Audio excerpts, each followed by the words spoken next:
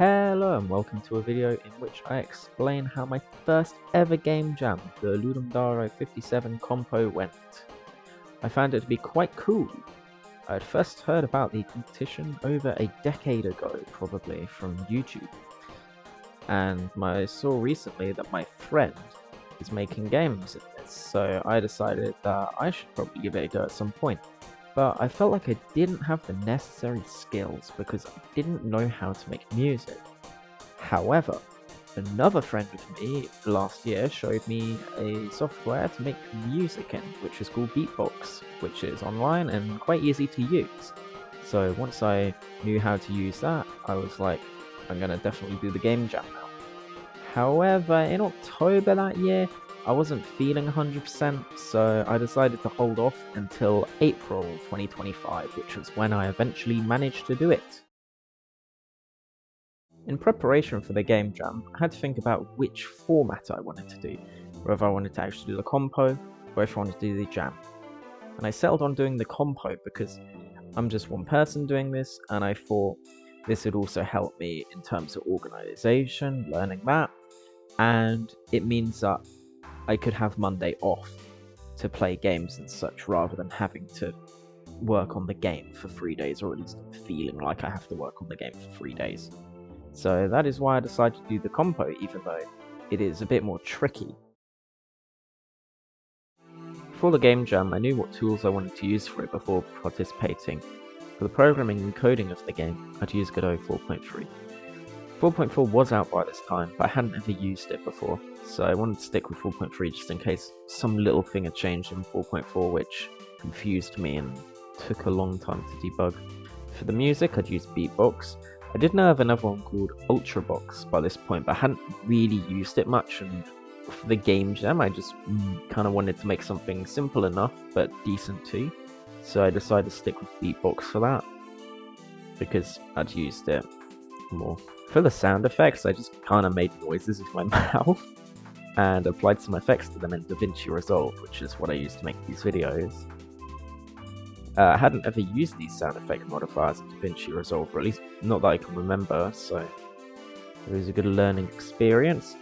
I also used a couple of other sound effects, like I had a medicine bag that I scrunched up to make a sound.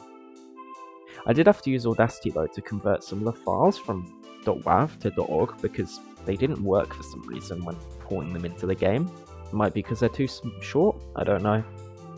For the art and graphics, I use Paint.net because it's quite easy to use and I've used it for ages and ages, years and years. I use the laptop touchpad because when I try and use a mouse it's really awkward and I don't have a drawing tablet or anything like that. For the icon for the game, I did have to do a whole process where I take images I've made in Paint.net, I put them on a USB stick, I put them on my old computer, I load them on my old computer into GIMP so that I can make the icon export using GIMP. I put it back on the USB stick, the icon, and then I bring it to my new laptop again. So, bit of a journey, but it works and I know how to do it, so that's why I did it. That's the case with a lot of this stuff. I wanted to try some new stuff, but for the core things, especially things that could go annoyingly wrong, I didn't really want to mess around with new stuff too much. During the theme voting and reveal portion of the game jam, I knew that I wanted to use a Cam of the Dragon in the game as the character, because we gotta have more dragon games. It's very important. There's not enough of them. So, you know, and I like Cam of the Dragon, of course. So, when I was picking the theme, I was mainly picking a theme where I knew what to do, because I didn't really care really what it was about, as long as I knew how to make a game themed around it, and I could put Cam of the Dragon, which is basically anything. And the theme that was ultimately picked was Depths. Now, Depths was an alright thing, because I was thinking before the competition about a game where you could play as a Cam of the Dragon in a UFO. I was originally thinking of one where maybe you pick cola and gems up off the ground using a tractor beam, but with Depths I could just do one in space, and where you're avoiding stuff. I decided to do that because it fit close enough to the theme, where it didn't feel like I was completely ignoring it, but I didn't want to. I didn't know if I could make something else or think of something else that fit the theme any more than that, really. So, after the theme reveal, it was time to make the game. I'll split this into 3 days, and this will be split by when I go to bed, so that the days are more evenly split, and Monday isn't 2 hours.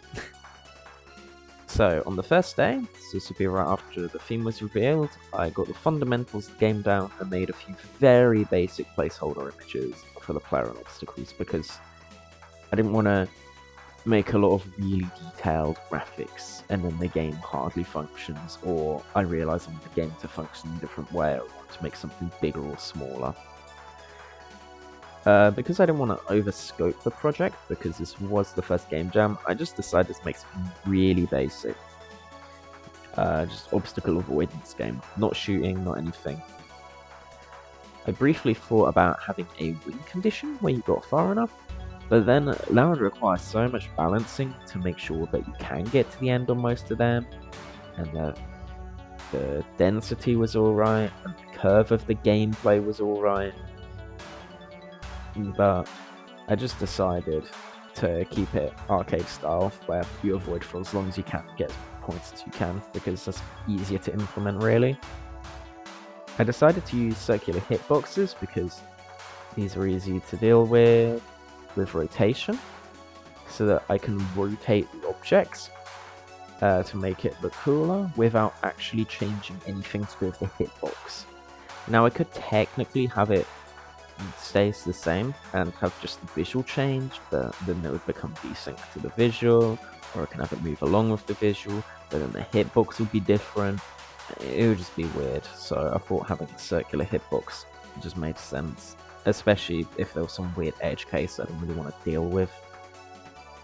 Because I wanted the asteroids to slowly spin around, and I wanted the UFO to go left and right when you move it forward and back, to have a bit more, just a bit of nice stuff in the graphics, really. Some of the limitations I encountered when making the game were I didn't really know how to make a clear path, so that every time you went through there would definitely be a way to avoid all the asteroids. And in hindsight, I probably did have enough time to add a shooting mechanic that would break the asteroids into two and give them a bit of opposite vertical velocities. Maybe make them spin a bit faster too, but yeah, that's all in hindsight, really. But that's something that I would probably do different next time. Add a shooting mechanic, because I still don't think I'd know how to make a clear path. Overall, on day one, I worked about 5 hours, because I just wanted to get the base pretty much done before I went to bed, because then that would be a lot better for tomorrow, because then I could mainly focus on the graphics. On day 2, I finished the gameplay. I just got the last little bits done with the gameplay, a bit of tweaking in terms of the density and such, and I started work on the graphics. The graphics take me a long time, because I am very particular about making the graphics. I will go in each individual pixel that doesn't look right, and I will change it. That's partially why I draw just in full pixels without any blur, and I'm just very particular when it comes to this, which makes it take forever. On this day, I also had to get a jab vaccination for Corona, because I get kind of ill, so I need those to boost my immune system. But they typically knock me out for a day or ish afterwards. But it's definitely better than having the actual thing. Like, when I had that, God, I was honking like a goose for a whole week.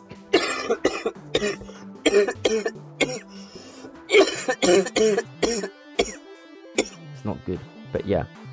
So, during this day, I got the player character, the background, just decently quick, and the asteroids drawn. The asteroids took me about, I think, an hour. It took me about an hour to make all the asteroids, but the player, that's where it took the longest time, because, you know, I gotta make sure the camera dragon bit looks good. So it took me a few hours at least for that. But yeah. So on day 2, I worked about for 10 hours because I wanted to get a decent amount done before I knew I would get hit by the jab the next day. On day 3, during the first half of the day, I couldn't really get anything done, and I did expect this because of the side effects. I had quite a headache, so I had to take a lot of paracetamol, and I got up really early, so I didn't get much sleep either. So, yeah. But after I decently recovered, which was in the afternoon, I resumed the graphics work in the last bits, which was basically the title screen and the ending screen, because once again, I'm really particular, so I have to rotate the character. And even though it's just rotated on the title screen, I go in and it takes me another hour or so. Hour, half hour, whatever. Because I have to change all of the pixels. I also decided to make the ending such that it was Come of the Dragon sort of his UFO stopped working, he has to call the UFO tow service, because I thought it was funny, and also, you know, I don't want it to end up anything bad in the end. That'd be very sad. On that. But yeah, so I made the funny little doodle just as like a funny thing at the end. I then realized I kind of forgot to make the song, but that was alright because I made it over the course of about an hour, so I thought that was a decent amount of time to make that over, because I had a decent amount of time left, but I didn't want to spend too long, and I thought it was a good balance. I then took about half an hour to make the sound effects, because most of that time was spent me learning the different effects and seeing what they did. If I knew what these effects did before, it probably would have only taken me about 10 minutes, but I had a decent amount of time left, so I thought I could spend another 20-ish minutes making the sound effects sound better. I then made the icon, which, as for reasons I explained earlier, is a bit annoying to do so. Because I had to make the icon in lots of different sizes, this was the one point where I did make the image blurred, because I wanted to make it such that, I didn't spend a load of time on this icon. And I mean, I did this in my other game too, because I'd have to spend so long, and then the small ones would be so small I can't really draw that properly anyway. So it's just, I'll do that. And at this point, it was about 4 hours from the deadline, so it's quite close to the deadline at this point, so I thought I may as well get this done, because that is effectively the last thing I need to do before debugging and such. About 3 hours, 3.5 hours-ish from the deadline, I had the final build of the game.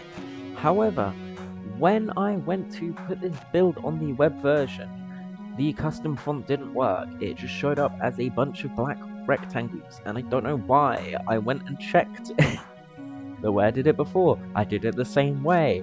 It didn't have the black rectangles on that one. I tried a lot of stuff. I tried for about 2 hours to get the black rectangles to go away. They did not go away. So, in the end, I had to just settle for a downloaded version. Now, in a way, I think this is alright, because even if I managed to get a web version working with the text, the audio fade in and fade out just doesn't work with at least Godot 4.3. Like, it cuts when you change a scene. You can notice this if you play the web version of Super Mario Color Dash Deluxe, where it cuts when you go into the supermarket. It's very weird. I don't know how you meant to stop that. But anyway, but during this time, I was rushing to upload a build, check it, take down the build, because at this point I didn't know about remote testing on Godot, which would have been very useful for this, and I accidentally uploaded the files for this game in the Super Mario Color Deluxe place, and I deleted the entire game off itch. Fortunately, I had it saved on my computer, so I could upload it after the game jam was finished, but it was very scary, honestly. So I was glad I had these files quickly on hand, so that I could deal with it after and not have to stress over that. So on day 3, I worked about 10 hours, which means overall I worked for about a day, for about half the time that was allotted. Which was quite good, because I was a lot more focused on this than I usually am on other stuff. and it also is good for learning how to manage time effectively. And I'm glad I completed this game because I always like a good dragon game, cool dragon game. Need to get more dragon games, and I want to show people cool dragon games, and this is a good chance to do so. Because people can then play my game, and I'll play other games, and I had fun playing people's other games too. But I'm going to show people how cool dragon games are, because I just don't think there's enough of them. I might get into that in another video. It's a bit more focused on that.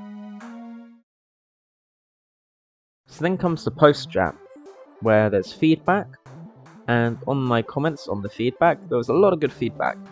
I saw ones about it would be good if there was shooting, if there was a way to have it so you always had a clear path. I even saw one for a leaderboard. I would not know how to make that, so the fact that they thought I could do that, that's pretty good in a way. I should probably learn how to make a leaderboard though, because that would actually be quite cool. But yeah. So, and if I were to ever update this game, which I probably will, I just want to focus on Super Mario Color Dash Deluxe though. But I would still keep the Ludum version up, just as sort of history kind of thing. That's what I like to do when I have a previous version of a game if there's space. And also, so if you're looking at the competition, you go back to my game, you can see how it was then. And all the feedback I found to be reasonable, I found it to be justified, I didn't find anyone being unnecessarily rude, so it was quite nice, and I did like the feedback. And one of my favourite things about the feedback is that a lot of people were like, I like the dragon, and I'm like, yes, this is what I want. People will like the dragon, that's what we need. But yeah, and that's the main thing I was focusing on, the graphics and the stuff like that too. So I can also definitely see how this game jam fits popular games, because I played some of them and they were really fun. Some of them didn't even get rated that high, which I was a bit surprised about, but they were really fun. For the reveal of the ratings, I didn't really mind what I got for a few reasons. One of these was that with my game, I got just over 20 ratings, meaning there was a lot of variability with who is rating the game, because there might be someone who rates high on all of them, 4.5 is 5. There might be someone who rates more critically, like rating 2s and such. But also, I found the feedback really valuable. The feedback itself was a lot more valuable than any rating would really be, which, it's good that I got a lot of feedback on my game for that as well. And the experience of making the game in a short time, as I've mentioned before, you end up planning your time effectively and learning organization and such. But also, you get to play a lot of cool games at the end that other people have done for the game jam.